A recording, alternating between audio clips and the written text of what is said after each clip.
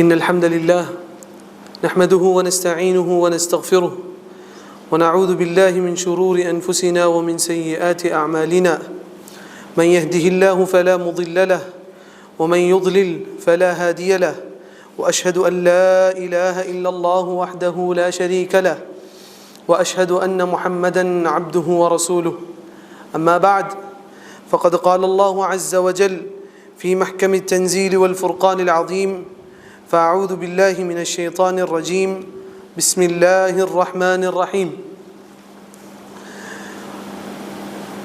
يا أيها الذين آمنوا اتقوا الله حق تقاته ولا تموتن إلا وأنتم مسلمون وقال تعالى أيضا يا أيها الذين آمنوا ادخلوا في السلم كافة ولا تتبعوا خطوات الشيطان إلى آخر الآية. எல்லா புகழும் புகழ்ச்சியும் அல்லாஹ் ஒருத்தவனுக்கே உண்டாகட்டுமாக.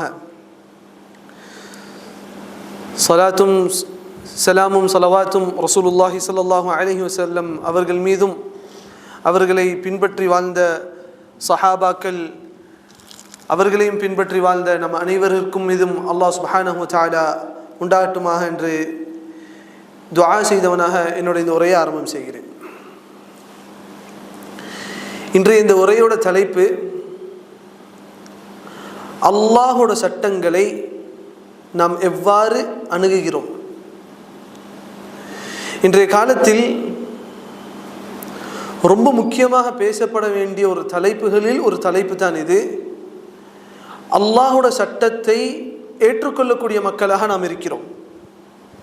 அல்லாஹோட சட்டத்தை ஏற்றுக்கொள்கிறோம். முஸ்லிமாக வாழ்வதற்கு மனப்பூர்வமாக தயாராக இருக்கிறோம். ஆனால் அல்லாஹோட அந்த சட்டங்களை எவ்வாறு எதிர்நோக்கிறோம், எவ்வாறு அணுகுகிறோம் அந்த சட்டங்களை. இப்போது ஒரு ஸ்கூலில் படிக்கிறதுக்கு நான் தயார். அதுக்கும் இந்த ஸ்கூலுக்கு போனால் நான் டீச்சருக்கு கட்டுப்படுவேன், ஆசிரியருக்கு கட்டுப்பட்டு இருப்பேன், அங்குள்ள சட்டத்திட்டங்களுக்கு நான் கட்டுப்பட்டு இருப்பேன் என்று சொல்வது வேறு. அதே போன்று தான் ஒரு முஸ்லீமாக இருக்கிறேன் என்று நாம் அனைவரும் ஒத்துக்கொள்கிறோம். முஸ்லீமாக வாழ்வதற்கு தயார், ஈமானிய சட்டங்களை பின்பற்றுவதற்கு தயார். ஆனால் அதை எவ்வாறு அணுகுகிறோம், எவ்வாறு நம்முடைய வாழ்க்கையில் அதை எந்த இடத்தில் நாம் வைத்திருக்கிறோம், அதுதான் இன்றைய தலைப்பு. இந்த தலைப்புக்குள்ளாக செல்வதற்கு முன்பாக முதலாவது ஒரு விஷயம், அடிப்படையாக ஒரு முஸ்லீமும் ஒரு மனிதனும் அறிந்து கொள்ள வேண்டிய ஒரு முக்கியமான ஒரு விஷயம்தான். பல இடங்களில் கேட்டிருப்போம், ஆனால் மிக ஆழமான ஒரு விஷயம் அது. அல்லாஹ் சுப்ஹானஹு வ தஆலா சூரத்து ذாரியாத்தில் கூறுகிறான், வமா خلقتுல் ஜின்ன வல் இன்ஸ இல்லா லியஅபுதூன். நான் ஜின் வர்க்கத்தையும் மனித வர்க்கத்தையும் என்னை வணங்குவதற்கன்றி வேற காரணத்துக்கு நான் படைக்கவில்லை. இந்த உலகத்தில் பல நோக்கங்களுக்கு நாம் ஓடிக்கொண்டிருப்போம், பல காரணங்களுக்கு நாம் ஓடிக்கொண்டிருப்போம். நம்முடைய வாழ்க்கையோட விஷயங்கள் பல நோக்குகளை வைத்து நாம் ஓடிக்கொண்டிருப்போம். ஆனால் அல்லாஹ் சுப்ஹானஹு வ தஆலா கூறுகிறான், நீ உன்னோட வாழ்க்கையில் பல நோக்கங்களையும் பல எதிர்பார்ப்புகளையும் வைத்து நீ உன் வாழ்க்கையை நடத்தி கொண்டு செல்லலாம். ஆனால் நான் உன்னை படைத்ததுக்குள்ள காரணம் இல்லா லியஅபுதூன், நீ என்னை இபாதத் செய்ய வேண்டும், நீ என்னை இபாதத் செய்ய வேண்டும். இந்த இபாதத்திற்கு விளக்கம் கொடுக்கும் பொழுது இமாம் இப்னுல் கய்யிம் ரஹிமஹுல்லாஹ் அழகான ஒரு விளக்கத்தை கொடுக்கிறார்கள். நாம் எல்லாம் இபாதத் என்றால் என்னத்தை நினைத்து வைத்திருப்போம்? தொழுகை, ஜகாத், சௌம், ஹஜ். பொதுவாக ஃபிக்ஹ் சட்டங்கள், மார்க்க சட்டங்கள் அடிப்படையில் இபாதத்துக்கு விளக்கம் கொடுக்கும் பொழுது இதையெல்லாம் இபாதத்துக்கு கொண்டு வருவார்கள். ஆனால் இபாதத்திற்கு முழுமையான ஒரு விளக்கம் எதுவென்றால் இமாம் இப்னுல் கய்யிம் ரஹிமஹுல்லாஹ் கூறுகிறார்கள், அல் மஹப்பது மஅல் குதூஇ ஹியல் இபாதா. முழுமையான மஹப்பத், அல்லாஹ்வுடைய சட்டங்களை முழுமையாக நேசிப்பது, அல்லாஹ்வை முழுமையாக நேசிப்பது, மஅ கமாலில் குதூஇ, அவனுக்கு முழுமையாக அடிபணிவது. எதை கொண்டு? மஅதுல்லி, அடிபணிவது எப்படி என்றால் அல்லாஹ்க்கு முன்னாடி இழிவாக மாறிவிடுவது. அல்லாஹ்க்கு முன்பாக இந்த மூன்று விஷயங்கள் இருக்க வேண்டும் ஒரு மனிதனோட இபாதத்தில். முதலாவது மஹப்பத், அல்லாஹ்வோட அந்த சட்டத்தை நேசித்து செய்ய வேண்டும். இப்போ ஒரு மனிதன் ஒரு அரசனு கீழ் கட்டுப்படுவான், வெறுப்போட கட்டுப்படுவான், சில நேரங்களில் நேசத்தோட கட்டுப்படுவான். நேசத்தோட கட்டுப்படும் போது அந்த அரசனுக்கு முன்னாடி அவனை இழிவுபடுத்த கொள்ள மாட்டான். ஆனால் அல்லாஹ் ஒரு மனிதனும் எதிர்பார்ப்பது அல்லாஹோட அந்த சட்டங்களை முழுமையாக ஏற்று அதை நேசித்து அல்லாஹ்க்கு முன்னாடி இழிவடைந்து அல்லாஹ்க்கு முன்னாடி அடிபணிவது தான் இபாதா. அப்படி இபாதத் செய்யக்கூடியவர்கள், அப்படி அவர்களோட வாழ்க்கையை அமைத்துக் கொள்ளக்கூடியவர்கள் தான் இபாத்கள், அல்லாஹோட அடிமைகள். இவர்கள் தான் அல்லாஹோட அடிமை. இமாம் இப்னுல் கய்யிம் ரஹிமஹுல்லாஹ் கூறுகிறார்கள், அதுக்கு பிறகு அல்லதி குலிகல் கல்கு லிஅஜ்லிஹா, இதற்காகத்தான் அனைத்து படைப்பினங்களும் இந்த உலகத்தில் படைக்கப்பட்டது. அல்லாஹ்க்கு முன்பாக கட்டுப்பட வேண்டும். இதனால் தான் அல்லாஹ் சுப்ஹானஹு வ தஆலா ரசூலுல்லாஹி ஸல்லல்லாஹு அலைஹி வஸல்லம் அவர்களை குர்ஆனில் குறிப்பிடும் பொழுது சூரத்துல் இஸ்ரா, பனி இஸ்ராயில் என்ற அந்த சூராவில் அல்லாஹ் சுப்ஹானஹு வ தஆலா ரசூலுல்லாஹி ஸல்லல்லாஹு அலைஹி வஸல்லம் குறிப்பிடும் போது கூறுகிறான், சுப்ஹானல்லதி அஸ்ரா பிஅப்திஹி, அல்லாஹ் மிக தூய்மையானவன், அவன் அவனோட அடியானை உயர்த்தினான். ரசூலுல்லாஹி ஸல்லல்லாஹு அலைஹி வஸல்லம் குறிப்பிடும் பொழுது அவர்களோட பெயரை சொல்லி குறிப்பிடவில்லை, தூதர் என்று சொல்லி குறிப்பிடவில்லை, பிஅப்திஹி, அவனோட அடியான். அதனால் தான் உலமாக்கள் கூறுகிறார்கள், ஒரு மனிதன் இந்த உலகத்தில் அல்லாஹ்க்கு முன்பாக உயர்ந்த அந்தஸ்தை அடைய முடியும் என்றால் அது அப்து என்கிற அந்தஸ்து. அதை முழுமைப்படுத்துவது, அவனோட வாழ்க்கையில் அனைத்து பகுதிகளிலும் அவன் அப்தாக அல்லாஹ்க்கு முன்னாடி அடிமையாக மாறிவிடுவது, அல்லாஹோட சட்டங்களுக்கு முன்னாடி அடிமையாக மாறிவிடுவது. அடிமை என்றால் என்ன? எஜமான் எதை சொன்னாலும் கேட்க வேண்டும், அது உனக்கு பொருந்தது பொருந்தல, அது இரண்டாவது விஷயம். கூறிவிட்டு இமாம் இப்னுல் கய்யிம் ரஹிமஹுல்லாஹ் கூறுகிறார்கள், வலா யஸ்லுஹு ذلك இல்லா லஹு சுப்ஹானஹு, இதை போன்று அடிபணிவது அல்லாஹ்க்கு மட்டும் தான் பொருந்தும். இதை போன்று அடிபணிவது அல்லாஹ்க்கு மட்டும் தான் பொருந்தும். இதை வேறொரு மனிதனுக்கு நாம் சாட்டினால் அது ஷிர்காக மாறிவிடும், அது இணை வைப்பாக மாறிவிடும். அல்லாஹ் சுப்ஹானஹு வ தஆலா நம்ம அனைவரையும் பாதுகாக்க வேண்டும். இப்போ அல்லாஹ் சுப்ஹானஹு வ தஆலா நமக்காக பொருந்தி கொண்ட ஒரு மார்க்கம் தான் இஸ்லாம். அல்லாஹ் சுப்ஹானஹு வ தஆலா கூறுகிறான் குர்ஆனில், உங்களுக்காக நான் தேர்ந்தெடுத்து பொருந்தி கொண்ட மார்க்கம் தான் இஸ்லாம். اليوم أكملت لكم دينكم وأتممت عليكم نعمتي ورضيت لكم الإسلام دينا. இந்த இஸ்லாத்தோட பிரச்சாரத்தை ரசூலுல்லாஹி ஸல்லல்லாஹு அலைஹி வஸல்லம் பூர்த்தி செய்யும் பொழுது இந்த வஹி இறங்குகிறது. அல்லாஹ் கூறுகிறான், اليوم أكملت لكم دينكم, உங்களுக்கு இந்நாளில் நான் இந்த மார்க்கத்தை பூர்த்தி செய்து விட்டேன். وأتممت عليكم نعمتي, நான் உங்களுக்கு கொடுத்த நிஅமத்துகளையும் பூர்த்தி செய்து விட்டேன். وَرَضِيتُ لَكُمُ الْإِسْلَامَ دِينًا, உங்களுக்கு இஸ்லாம் என்கிற இந்த மார்க்கத்தை உங்களுக்கு நான் பொருந்தி கொண்டேன். இது யார் பொருந்தி கொண்ட மார்க்கம்? அல்லாஹ் பொருந்தி கொண்ட மார்க்கம். அல்லாஹ் குர்ஆனில் இன்னொரு இடத்தில் கூறுகிறான், இன்ன தீன இன்தல்லாஹில் இஸ்லாம், மார்க்கம் என்றால் அல்லாஹ்வோட இடத்தில் அது இஸ்லாம் மட்டும்தான். இந்த இஸ்லாத்தை நபி ஸல்லல்லாஹு அலைஹி வஸல்லம் புதிதாக கொண்டு வந்த ஒரு மார்க்கம் அல்ல. இதே இஸ்லாத்தை தான் ஆதம் அலைஹிஸ்ஸலாம் முதல் கொண்டு இறுதி தூதர் ரசூலுல்லாஹி ஸல்லல்லாஹு அலைஹி வஸல்லம் வரை இதே இஸ்லாத்தை தான் போதித்தார்கள். அவர்கள் போதித்த சட்டங்களில் வேறுபடலாம், இபாதத்துகளோட சட்டங்களில் வேறுபடலாம், ஆனால் அனைவரும் போதித்த ஒரே ஒரு விஷயம், இபாதத்தை செய்ய வேண்டும், அது அல்லாஹ்விற்காக மட்டும் செய்ய வேண்டும். லா இலாஹ இல்லல்லாஹ், அல்லாஹ்வை தவிர வணக்கத்துக்கு தகுதியானவன் வேறு யாரும் இல்லை என்ற இந்த மார்க்கத்தை தான் ஆதம் அலைஹிஸ்ஸலாம் முதல் கொண்டு இறுதி தூதர் ரசூலுல்லாஹி ஸல்லல்லாஹு அலைஹி வஸல்லம் அவர்கள் வரையும் இதைத்தான் போதித்தார்கள். இப்படிப்பட்ட இந்த மார்க்கத்தை ஒரு முஸ்லிம் எவ்வாறு அணுக வேண்டும், எவ்வாறு நாம் அணுகுகிறோம், அதில் எத்தனை குறைகளை விடுகிறோம்? முதலாவது விஷயம், ஒரு முஸ்லிம் தெரிந்து கொள்ள வேண்டும், அவன் இந்த உலகத்தில் வெற்றி பெற வேண்டுமா, மறுமையில் வெற்றி பெற வேண்டுமா, இந்த இஸ்லாத்தில் தான் பாதை இருக்கிறது. அல்லாஹ் சுப்ஹானஹு வ தஆலா குர்ஆனில் கூறுகிறான், வல் அஸ்ர், காலத்தின் மீது சத்தியமாக, காலத்தின் மீது சத்தியமாக. அல்லாஹ் சத்தியம் செய்துவிட்டு ஒரு விஷயத்தை கூறுகிறான் என்றால் அது மிக முக்கியமான ஒரு விஷயமாக இருக்கும். வல் அஸ்ர், காலத்தின் மீது சத்தியமாக. அல்லாஹ் அதை கூறிவிட்டு அடுத்தது உடனே கூறுகிறான், இன்னல் இன்சான லஃபீ குஸ்ர், இந்த மனித வர்க்கம் இருக்கிறதே, மனிதர்கள் அனைவரும் நஷ்டத்தில் இருக்கிறார்கள், மனிதர்கள் அனைவரும் நஷ்டத்தில் இருக்கிறார்கள். இதில் நானும் அடங்குவேன், நீங்களும் அடங்குவீர்கள். அல்லாஹ் தெளிவாக கூறுகிறான், இன்னல் இன்சான லஃபீ குஸ்ர், மனிதர்கள் அனைவரும் நஷ்டத்தில் இருக்கிறார்கள். அல்லாஹ் அதை கூறிவிட்டு கூறுகிறான், சிலரை தவிர. யார் அவர்கள்? இல்லல்லதீன ஆமனு. யாரென்றால் யார் ஈமான் கொண்டார்களோ. முதலாவது விஷயம் ஈமான் கொள்ள வேண்டும். அந்த ஈமானுக்குரிய வழி எது?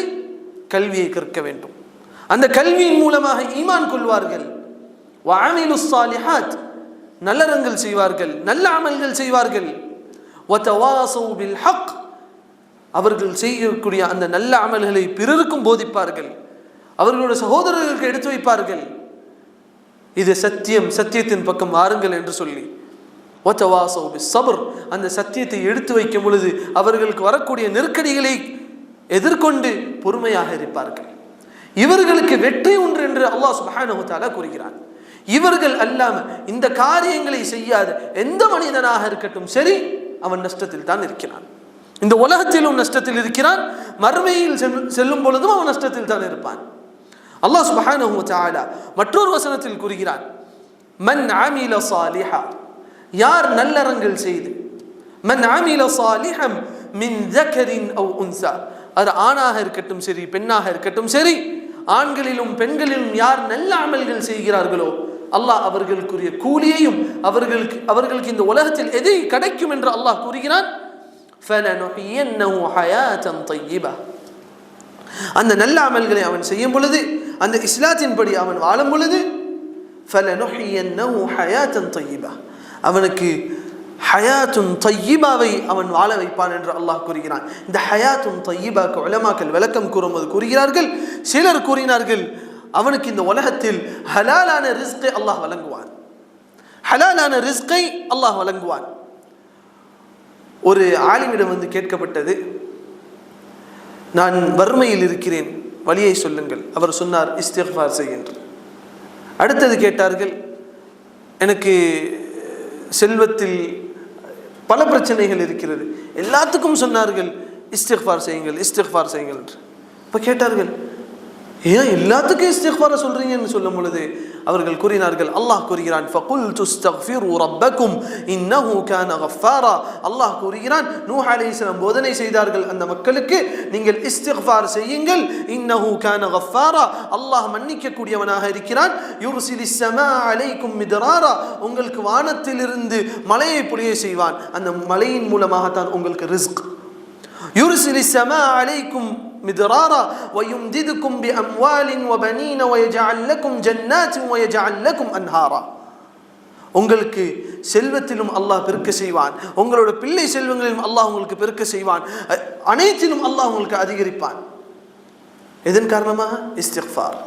அதைத்தான் அல்லாஹ் கூறுகிறான், நீங்க நல்ல அமல்கள் செய்யும் பொழுது இந்த வாழ்க்கை உங்களுக்கு ஹயாத்தன் தய்யிபாக மாறும்.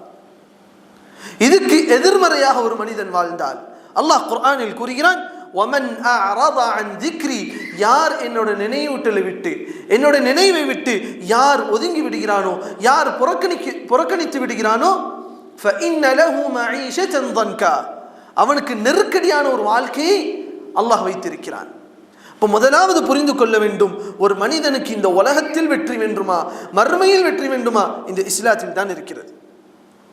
பலர் பல விஷயங்களை கூறலாம், மார்க்கத்துக்கு மாற்றமான சில விஷயங்களை கூறலாம்.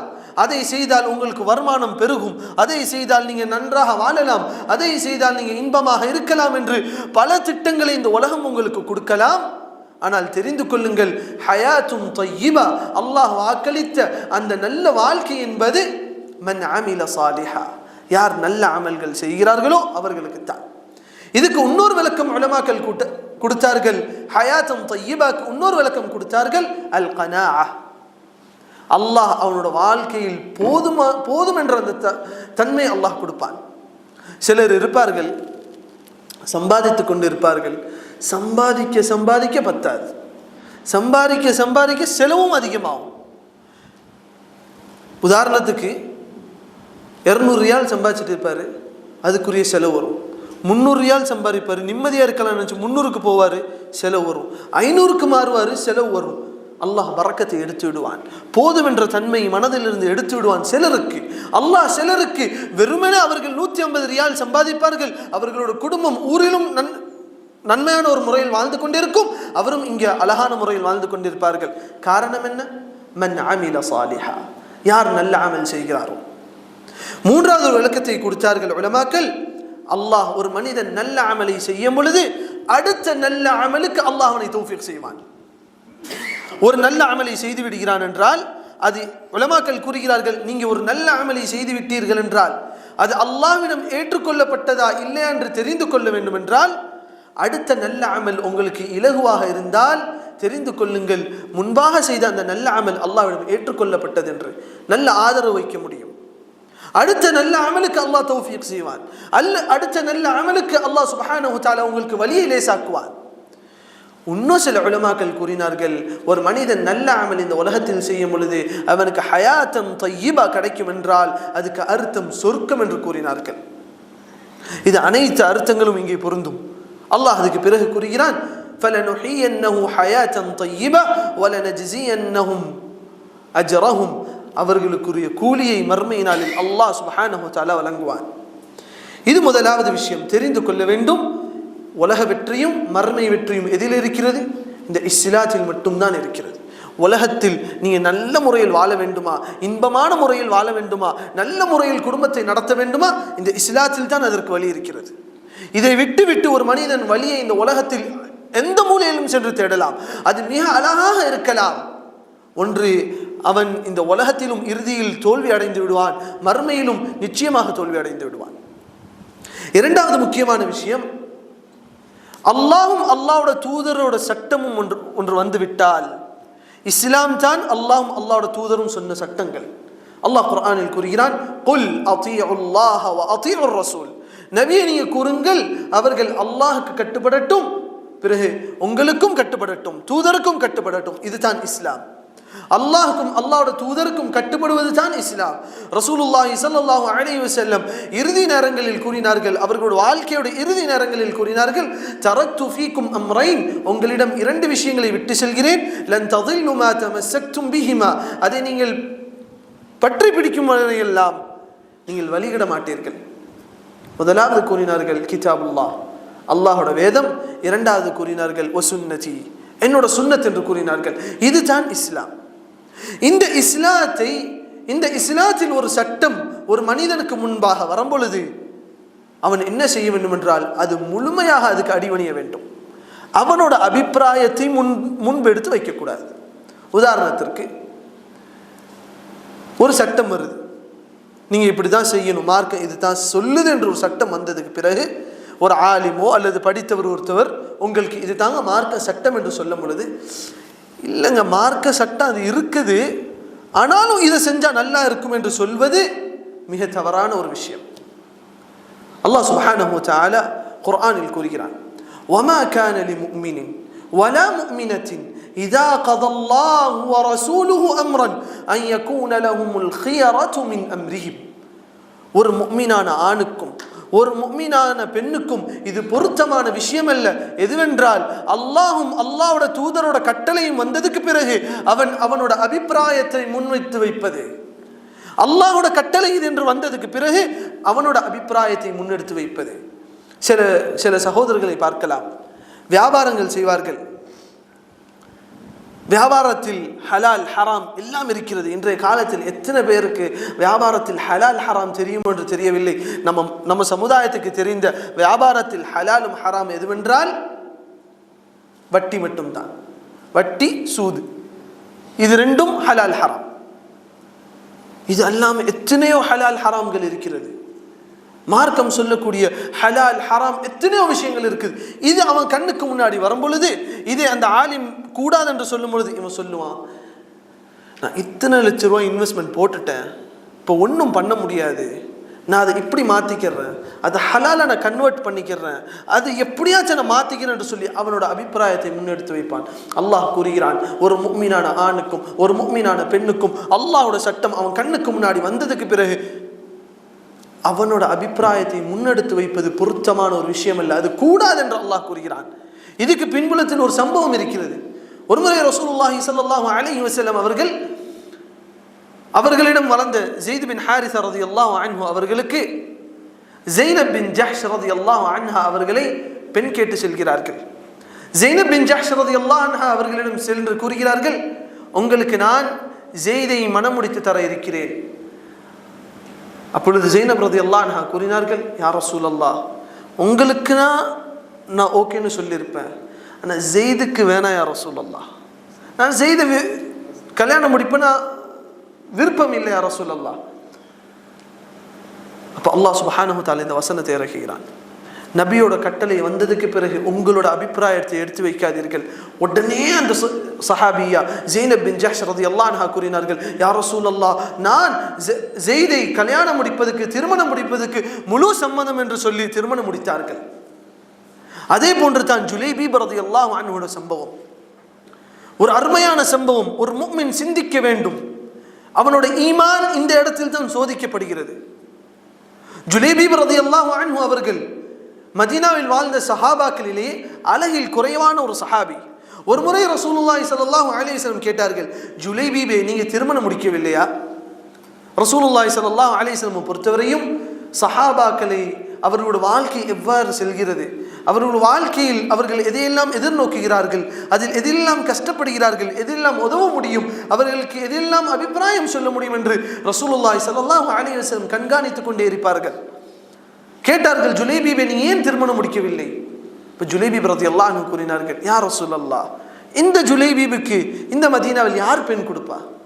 அழகில்லாத இந்த ஜுலைபீபிற்கு இந்த மதீனாவில் யார் பெண்ணு கொடுப்பா யா ரசூலுல்லாஹ் என்று கேட்கும் பொழுது ரசூலுல்லாஹி ஸல்லல்லாஹு அலைஹி வஸல்லம் கூறினார்கள், அதோ அந்த வீடு இருக்கிறது, அந்த வீட்டில் இருக்கக்கூடிய அந்த பெண்ணிடம் சென்று கூறுங்கள், அந்த பெண்ணோட தந்தையிடம் சென்று கூறுங்கள், ரசூலுல்லாஹி ஸல்லல்லாஹு அலைஹி வஸல்லம் உங்களோட மகளை எனக்கு திருமணம் முடித்து தர சொன்னார்கள் என்று சொல்லி சென்று கூறுங்கள். ஜுலைபீப் ரலியல்லாஹு அன்ஹு சென்றார்கள். சென்று கூறினார்கள், கதவை தட்டினார்கள். அந்த பெண்ணோட தந்தை வந்தார்கள். கூறப்படுகிறது அந்த பெண் மிக அழகான ஒரு பெண்ணாக இருப்பார்கள் என்று.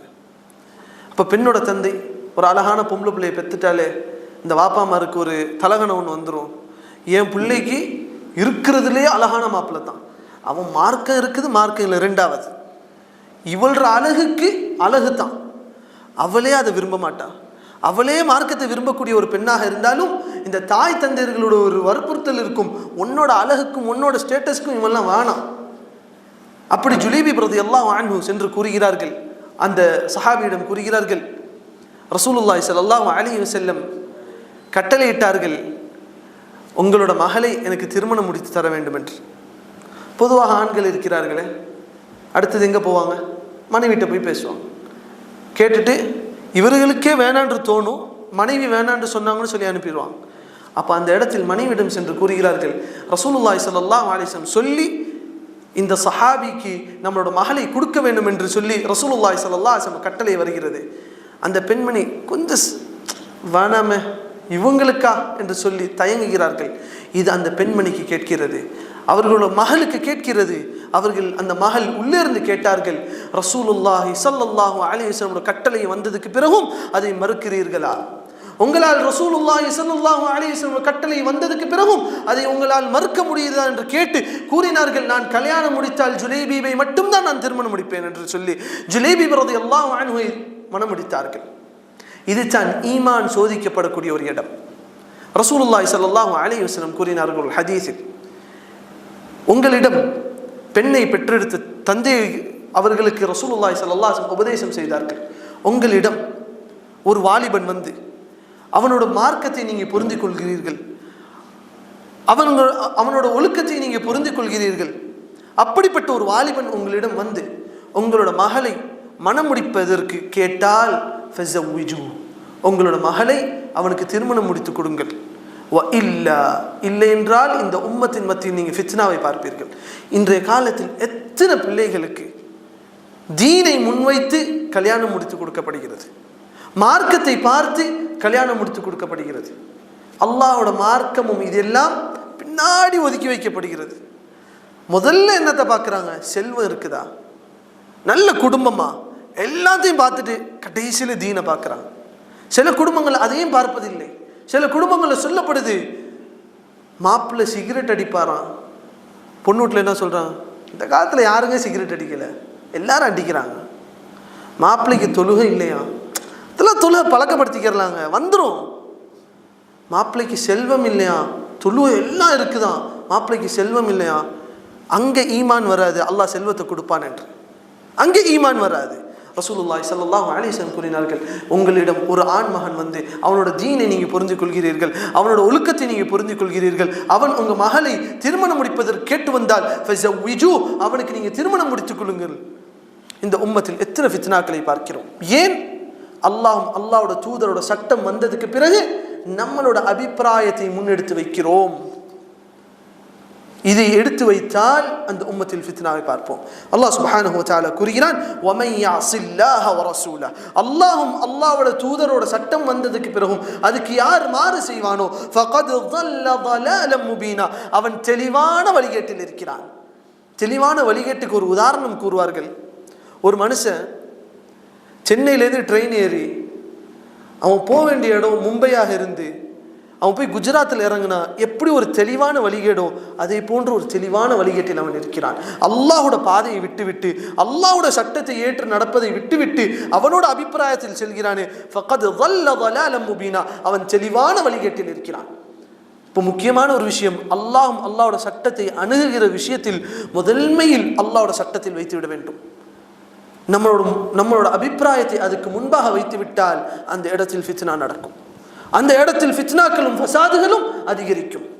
அடுத்த ஒரு முக்கியமான விஷயம், எவ்வாறு நாம் இபாதத்துகளில் முக்கியம் செலுத்துகிறோமோ, இபாதத்துகளில் எது சுன்னத்து, எது பித்அத், எது ரசூலுல்லாஹ் செஞ்சது, எது ரசூலுல்லாஹ் செய்யாதது என்று ஆராய்ந்து பார்க்கிறோமோ, அதே போன்று தான் நம்ம வாழ்க்கையோட அனைத்து விஷயங்களிலும் எது ஹலால் எது ஹராம் என்று ஒரு மனிதன் பார்க்க வேண்டும்.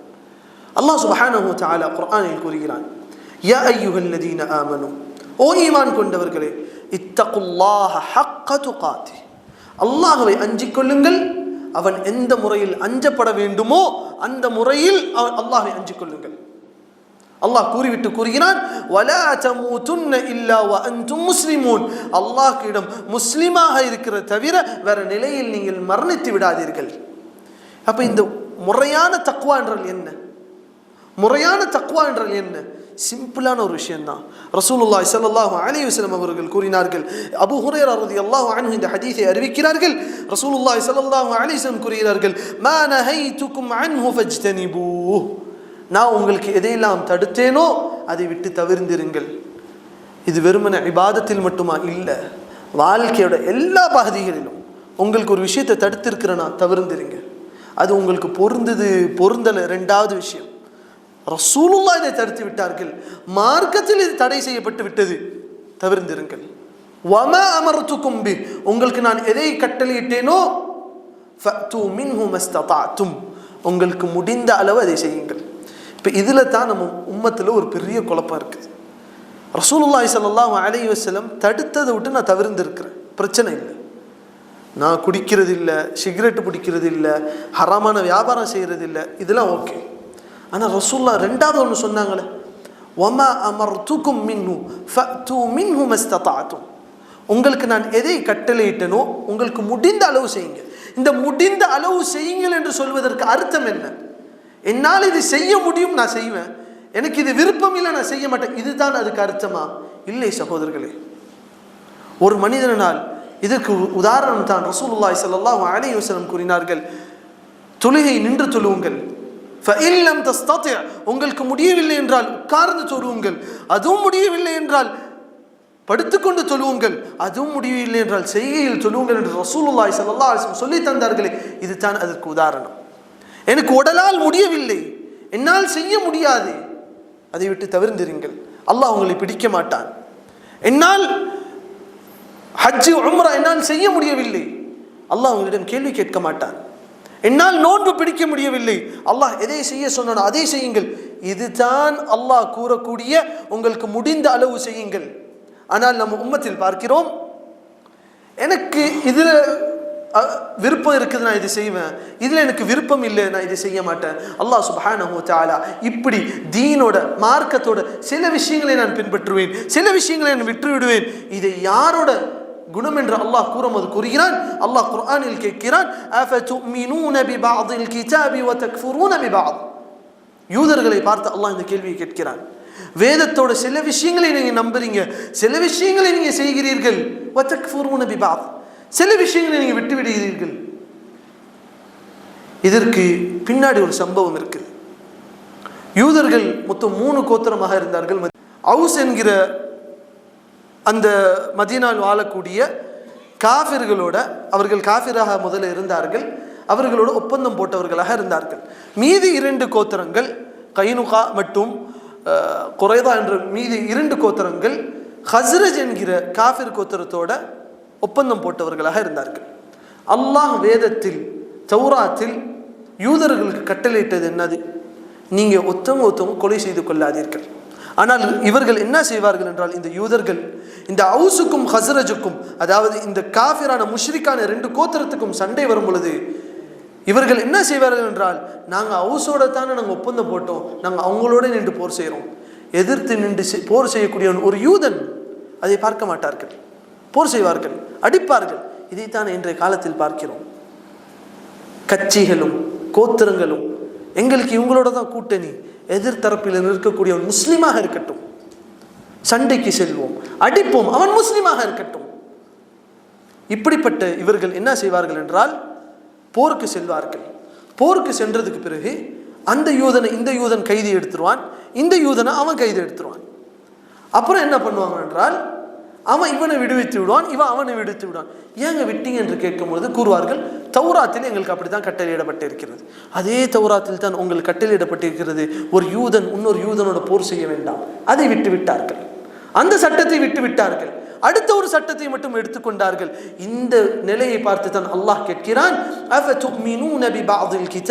வேதத்தில் சில பகுதிகளை நீங்க நம்புகிறீர்கள், வேதத்தில் சில பகுதிகளை நீங்க அமல் செய்கிறீர்கள், வேதத்தில் சில பகுதிகளை நீங்க நிராகரித்து விட்டீர்கள், அமல் செய்யாமல் விட்டு விட்டீர்கள். இதே தானே இன்றைய நாளில் முஸ்லிம் உம்மத்தோட நிலையாக இருக்கிறது. குர்ஆனில் சட்டங்கள் வருகிறது. தொழுகை சட்டம், தொழுகிறோம், 5 வேளை தொழுகிறோம். ஜகாத் சட்டம், ஜகாத்தை கொடுக்கிறோம். ரமதான் நோன்பை பிடிக்க வேண்டும், சட்டம் பிடிக்கிறோம். ஹஜ் செய்ய வேண்டும், செய்கிறோம். இதெல்லாம் செய்கிறோம். அதே குர்ஆன் சுன்னாவில் தானே தாடி வைப்பதும் கடமையாக இருக்கிறது. அதே குர்ஆன் சுன்னாவில் தானே ஹிஜாபை பேணுவது கடமையாக இருக்கிறது. அதே குர்ஆனில் தானே மஹரம் அல்லாதவர்களை பார்க்க வேண்டாம், பேச வேண்டாம், அதே குர்ஆனில் தானே கடமையாக இருக்கிறது. அந்த சட்டங்களை மறந்து விட்டோம், அந்த சட்டங்களை புறக்கணித்து விட்டோம், அந்த சட்டங்களை வேறு யாருக்கோ என்று ஒதுக்கி விட்டோம். அது உலமாக்கள் பேணிக்கொள்வார்கள், அது கல்வி உள்ளவர்கள் அவர்கள் பேணிக்கொள்வார்கள், எங்களுக்கு இது போதும் என்று மார்க்கத்தை பிரித்து கொண்டோம்.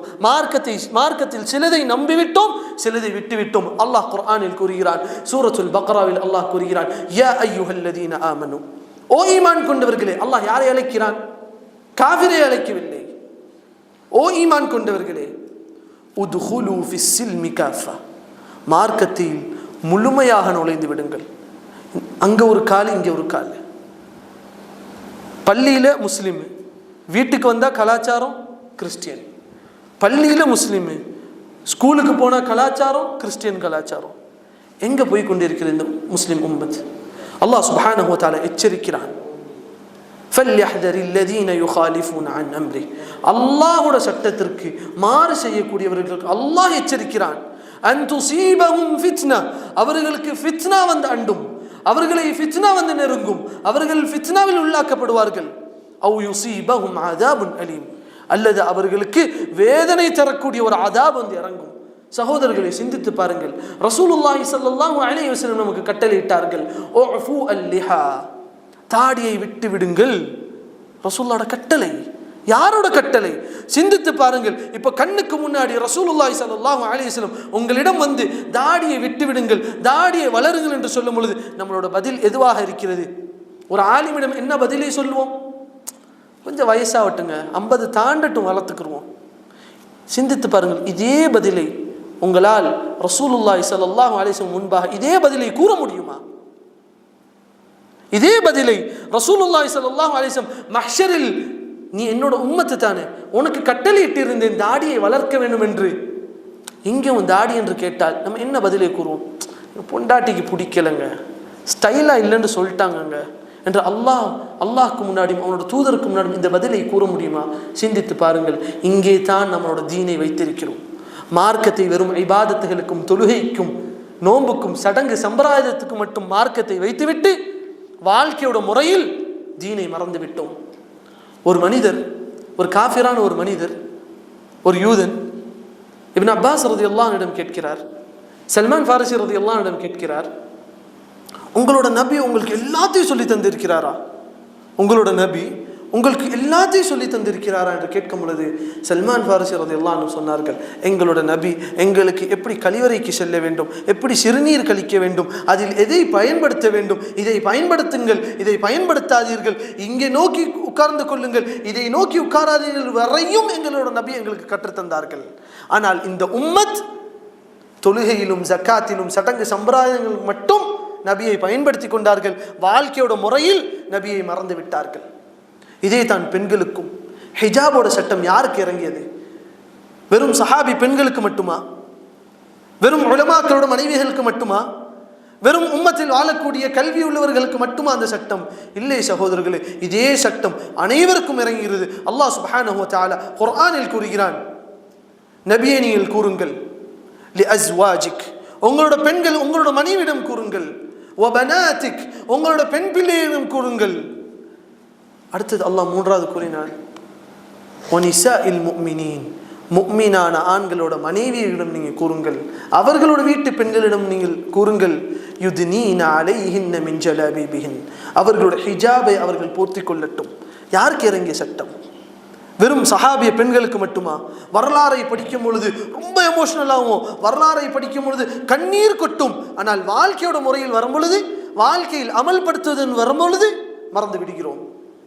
அதே தான் அல்லாஹ் சுப்ஹானஹு வ தஆலா கட்டளையிடுகிறான் குர்ஆனில். பெண்களுக்கு அல்லாஹ் கட்டளையிடுகிறான், பார்வையை தாழ்த்தி கொள்ளுங்கள், உங்களோட அலங்காரத்தை வெளியே காமிக்காதீர்கள்.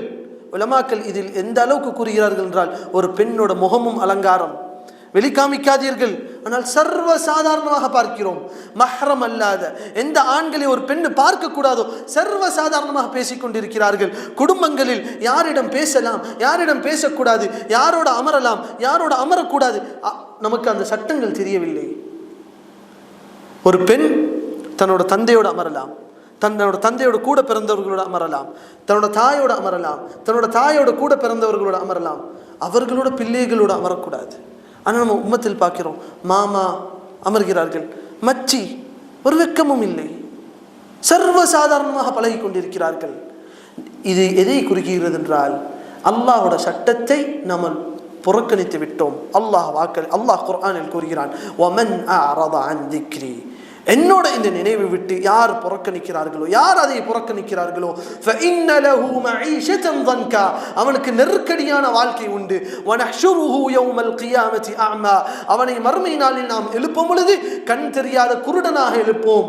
அப்ப அந்த மனிதன் கேட்பான், قال ربي لما حشرتني أعمى, என்னோட ரப்பே, என்ன மறுமையில் நீ ஏன் கண் தெரியாத ஒரு குருடனாக எழுப்பினாய் என்று கேட்கும் பொழுது அல்லாஹ் கூறுவான், قال كذلك, அப்படித்தான் இந்த நாளில், قال كذلك أتتك آياتي, உன்னிடம் என்னோட வசனங்கள் வந்தது, உன்னிடம் என்னோட போதனைகள் வந்தது, فنسيتها, நீ அதை மறந்து விட்டாய், وكذلك اليوم تنسى, இந்நாளில் நீ மறக்கடிக்கப்படுவாய்.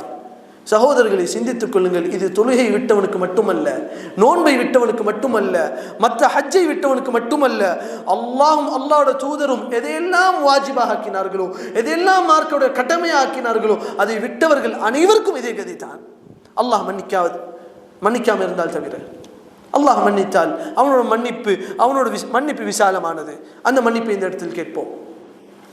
அடுத்தபடியான முக்கியமான ஒரு விஷயம், ஒரு மனிதன் அல்லாஹோட தூதர் அவரோட சட்டத்தை எவ்வாறு எதிர்நோக்க வேண்டும், எவ்வாறு அதை அணுக வேண்டும், அதில் ஒரு முக்கியமான ஒரு விஷயம் தான் இந்த உம்மத்தில் ரசூலுல்லாஹி ஸல்லல்லாஹு அலைஹி வஸல்லம் நஃபீலான சில அமல்களை நமக்கு கற்றுத்தந்தார்கள்.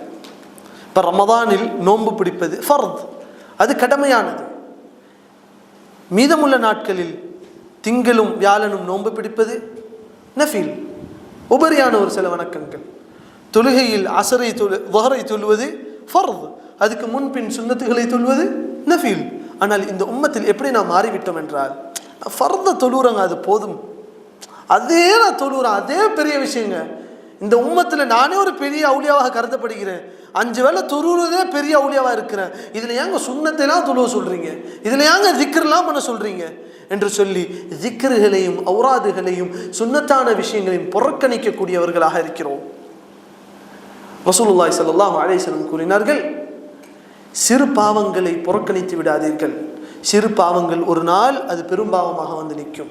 அதே போன்று தான் சிறு நன்மைகளை புறக்கணிக்காதீர்கள். உங்களுக்கு தெரியாது மறுமை நாளில் எந்த ஒரு சிறு நன்மை உங்களோட நன்மைகளோட திராசை கணக்க வைக்கும் என்று உங்களுக்கு தெரியாது.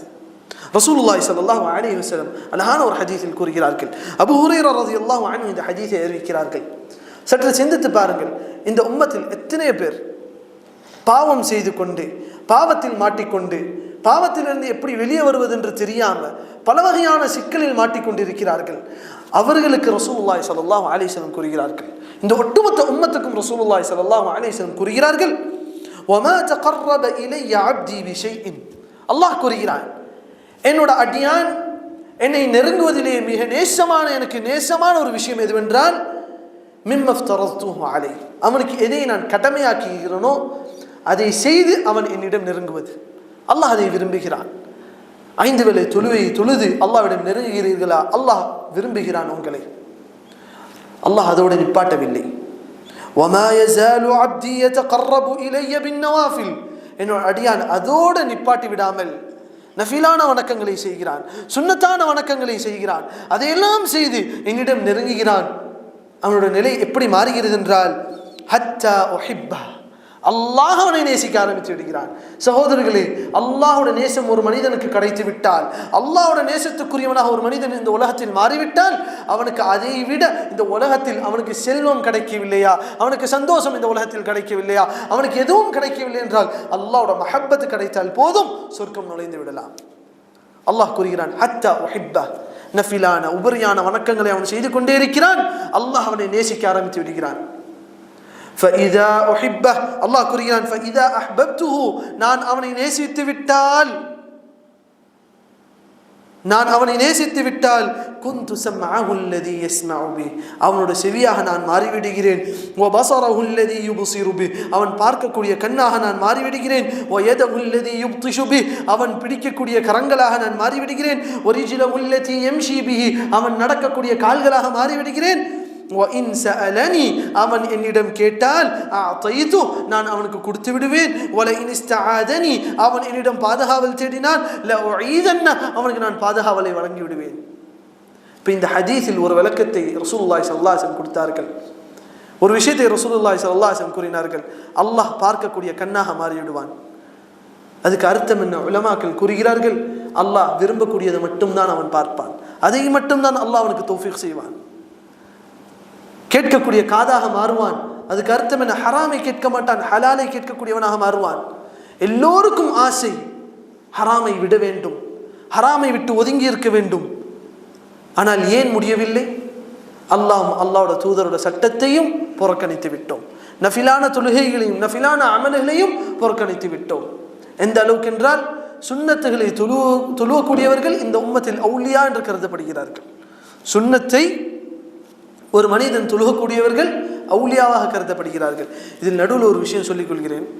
மாலிகி மதுஹபில் இருந்த உலமாக்கள் இருக்கிறார்களே, அதாவது மொரோக்கோ அந்த பகுதியில் இருக்கக்கூடிய உலமாக்கள், ஃபிக்ஹ் சட்டத்தில் ஒரு சட்டம் வரும், தொழுகை விடக்கூடியவன் காஃபிரா இல்லையா அப்படின்னு ஒரு சட்டம் வரும்.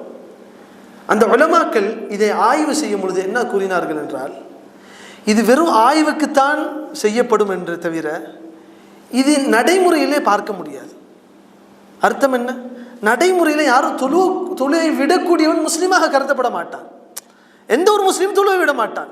வெறும் சட்டத்துக்கு மட்டும்தான் நாங்கள் இதை படித்துக் கொள்வோம். ஆனால் இந்த காலத்தில் பார்த்தால் தொழுகக்கூடியவன், 5 வேளை தொழுகக்கூடியவன் அவுலியாக கருதப்படுகிறான். சுன்னத்தை நாம் தொழுகக்கூடிய இந்த உலகத்திலே சொர்க்கவாசியாக கருதப்படுகிறான். அல்லாஹ் சுப்ஹானஹு வ தஆலா இந்த உம்மத்தை பாதுகாக்க வேண்டும். எந்த அளவுக்கு மாறிவிட்டோம் என்றால், இது சுன்னத்துங்க, இதை செய்யுங்க என்று சொன்னால் சொல்கிறார்கள், இது அனுமதிக்கப்பட்டது தானுங்க செய்கிறார்கள், சுன்னத்தை புறக்கணிக்கிறார்கள். இதனால் தான் ரசூலுல்லாஹி ஸல்லல்லாஹு அலைஹி வஸல்லம் கூறுகிறார்கள், மன் சன்ன சுன்னத்தன் ஹஸனத்தன், யார் மறக்கடிக்கப்பட்ட மனிதர்கள் மறந்த சுன்னத்தை யார் உயிர்ப்பிக்கிறார்களோ அந்த சுன்னத்தை இந்த உம்மத்தில் யாரெல்லாம் செய்கிறார்களோ அந்த அனைத்து கூலியும் இவருக்கு கிடைக்கும். காரணம் என்ன? புறக்கணிக்கப்பட்ட அல்லாஹ்வோட தூதரோட சட்டத்தையும் இவன் உயிர்ப்பிக்கிறான். அடுத்து இறுதியான ஒரு முக்கியமான ஒரு விஷயம், இதையெல்லாம் நாம் சரியாக செய்ய வேண்டுமா? அல்லாஹ்வோட தூதரோட சட்டத்தை முதன்மையாக்கி கொள்ள வேண்டுமா? அதுக்கு ஒரே ஒரு வழிதான், யகீனோட நம்ப வேண்டும், உறுதியாக நம்ப வேண்டும். அல்லாஹும் அல்லாஹ்வோட தூதரோட சட்டத்தில் நன்மையை தவிர வேறு எதுவும் இல்லை என்று. அல்லாஹ்வும் அல்லாஹ்வோட தூதரையும் ஒரு இதை கட்டளையிட்டு விட்டால் அது நன்மையை தவிர அதில் வேறு எதுவும் இல்லை. அல்லாஹ் சுப்ஹானஹு வ தஆலா குர்ஆனில் கூறுகிறான், குதிப அலைக்குமுல் கிதாலு வஹுவ குர்ஹுல் லக்கும். உங்களுக்கு போர் செய்வது கடமையாக்கப்பட்டிருக்கிறது, ஆனால் நீங்க அதை வெறுப்பீர்கள், உங்களுக்கு அது கஷ்டமாக இருக்கும். அல்லாஹ் கூறிவிட்டு கூறுகிறான், ஃபஅஸா அன் தக்ரஹு ஷைஅன் வஹுவ கைருல் லக்கும். நீங்க சிலதை வெறுக்கலாம், சிலதை நீங்க விரும்பாமல் இருக்கலாம், சிலதை நீங்கள் பொறுக்கனை கஷ்டமாக எண்ணலாம். ஃபஹுவ கைருல் லக்கும், உங்களுக்கு அது நலவாக இருக்கும். வஅஸா அன் துஹிப்பு ஷைஆ, நீங்க இந்த உலகத்தில் சிலதை நேசிக்கலாம், சிலதை விரும்பலாம். ஃபஹுவ ஷர்ருல் லக்கும், உங்களுக்கு அது தீங்காக இருக்கலாம். இது இந்த ஆயத்திலிருந்து நமக்கு என்ன தெரிய வருகிறது என்றால், அல்லாஹும் அல்லாஹ்வோட தூதரோட சட்டம் வருகிறதா, உனக்கு விருப்பமா இருக்குது, உனக்கு வெறுப்பா இருக்குது, இதெல்லாம் ரெண்டாவது.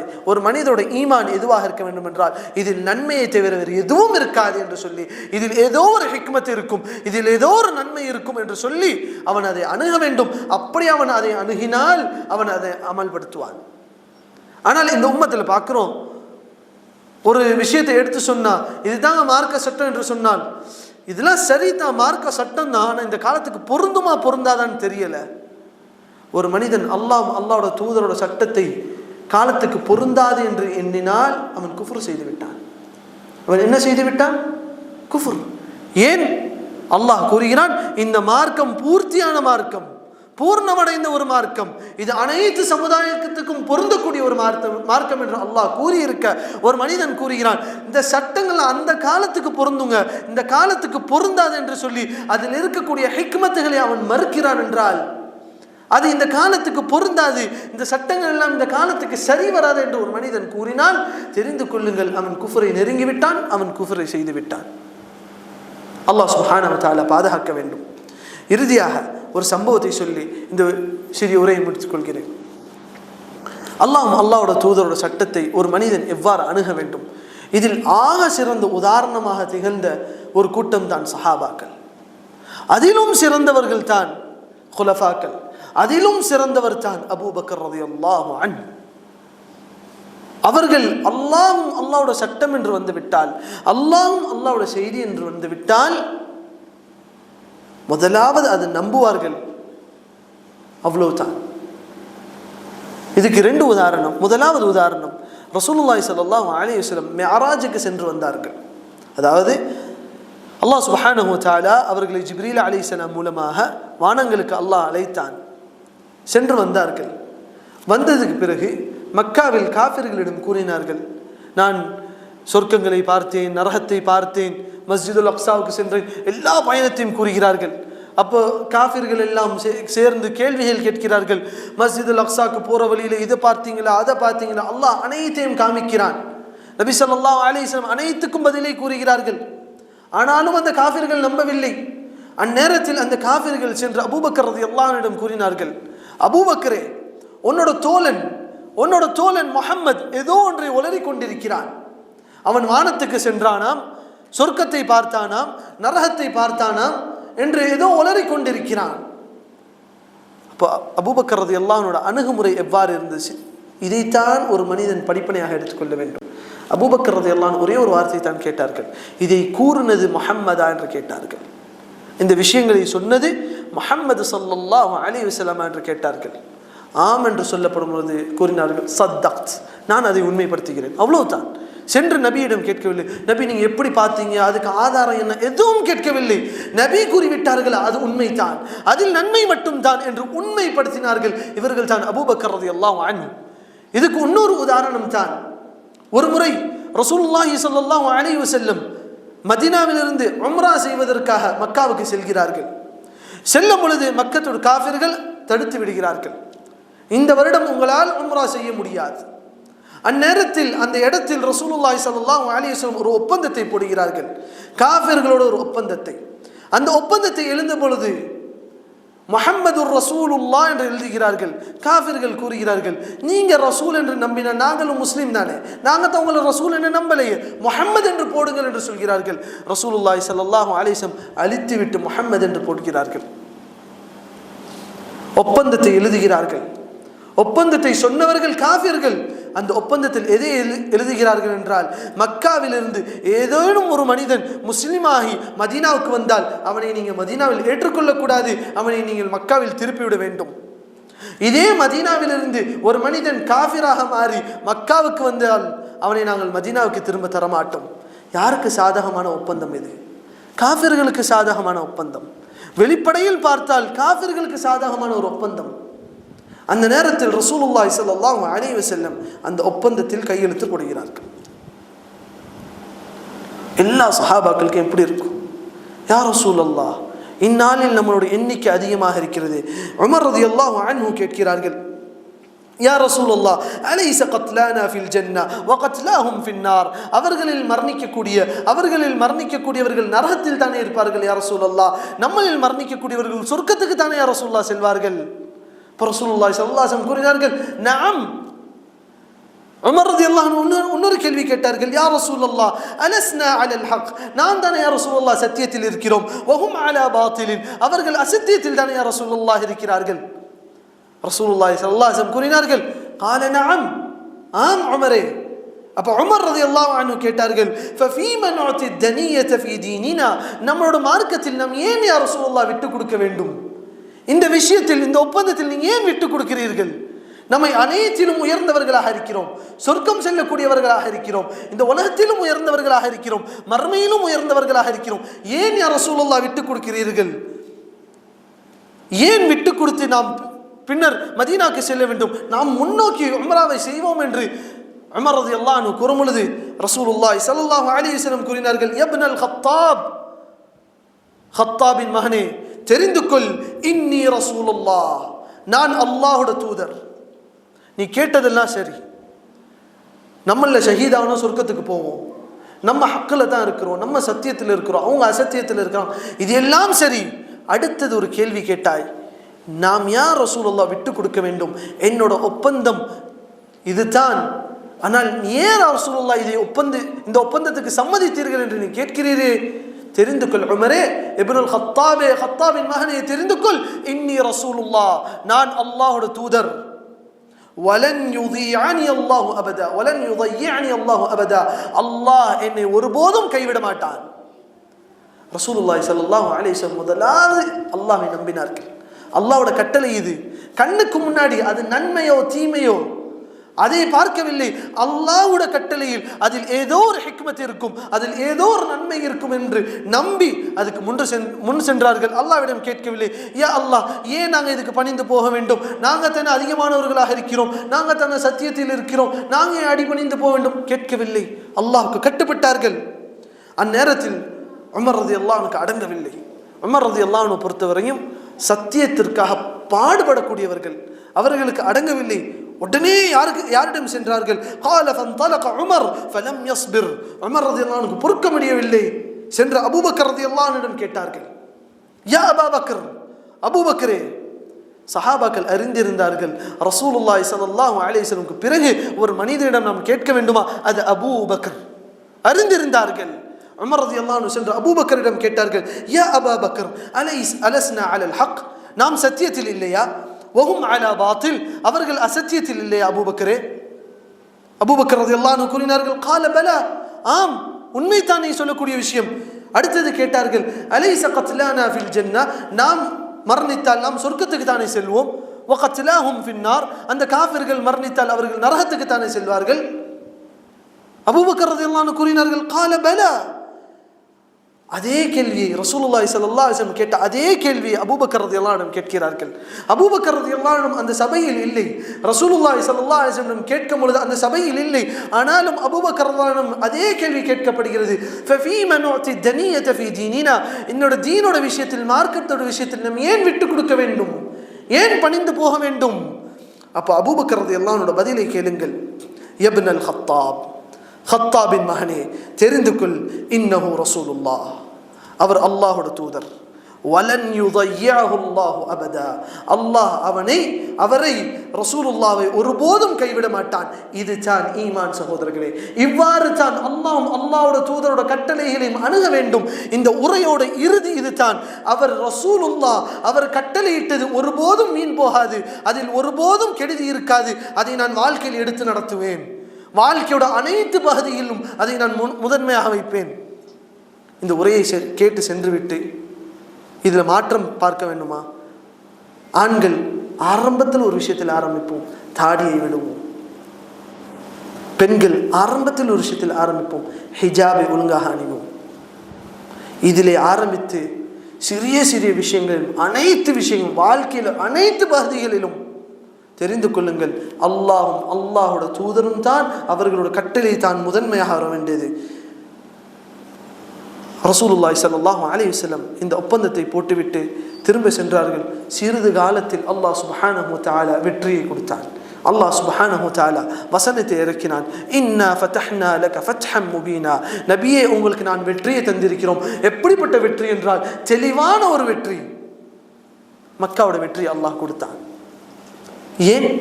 ரசூலுல்லாஹி ஸல்லல்லாஹு அலைஹி வஸல்லம் அவர்களோட அணுகுமுறை, அல்லாஹ்வோட கட்டளை எவ்வாறு அணுகினார்கள், நபியோட கட்டளை எவ்வாறு அணுகினார்கள்.